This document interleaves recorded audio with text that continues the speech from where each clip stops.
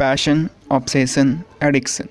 There is a very fine line which separates these from one another, and often when we cross this line, we don't even know. Passion, you want to do it. Obsession, you have to do it. Addiction, you can't live without doing it. When we are passionate about something, we create something. But when this passion turns into obsession or addiction, then it starts consuming us. Passion creates, addiction consumes. And if we particularly talk about addiction, if we really want to understand the behavior of an addict, then we should start from human suffering, pain. Because addiction is always about pain. Addiction starts with pain and ends with the pain. Any kind of addiction is a temporary painkiller.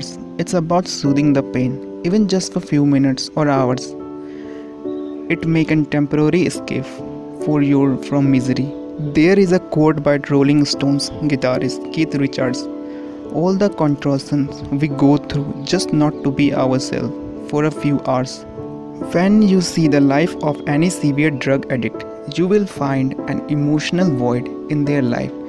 They are emotionally hollow. Their childhood memories are always very scary. They have been through pain upon pain, beating, emotional loss, humiliation, rejection, abandonment, character assassination. And the right perspective to see addiction is that addiction is a human problem which exists inside the addict, not outside. That's why I ask not why the addiction, but why the pain. And this pain exists not in the life of a drug addict only. It's there in everyone's life. It's more in someone's life and less in other. But we all share more or less.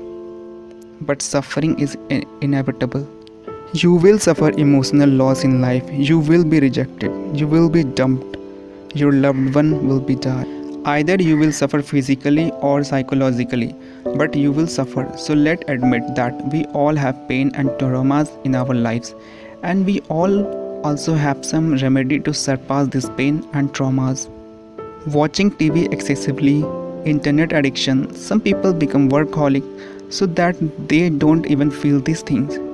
Addiction of relationships, binge watching movies, binge eating. These are all attempts to get away from distress. And not just that, today the whole market system works to trigger our addictive nature. The main aim of food industries is to make us addictive rather than making us healthy. Mobile phones are designed to make us keep touching and using it. App designing use colors to make you use those apps for hours. And if you see addiction on a broader global perspective, addiction of power, addiction of consumerism, even religion is a kind of addiction that promises salvation and freedom. And if you look into history, then addiction of power, consumerism has damaged the world in a way no other addiction has done. So first of all, we should remove out from our mind the idea that addiction is only of drug or that only liquor drinking make people junkies. There are thousands of other addictions and society does not care about it. But it's any type of addiction, it is always about running away from the pain.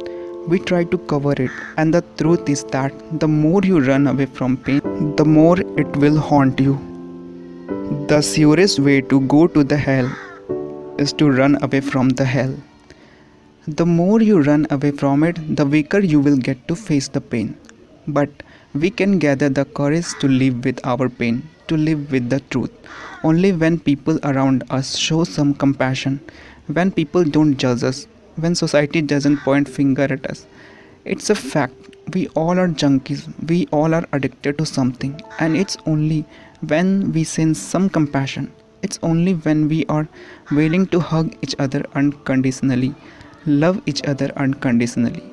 Addiction is poor substitute for love. True love lies in human beings.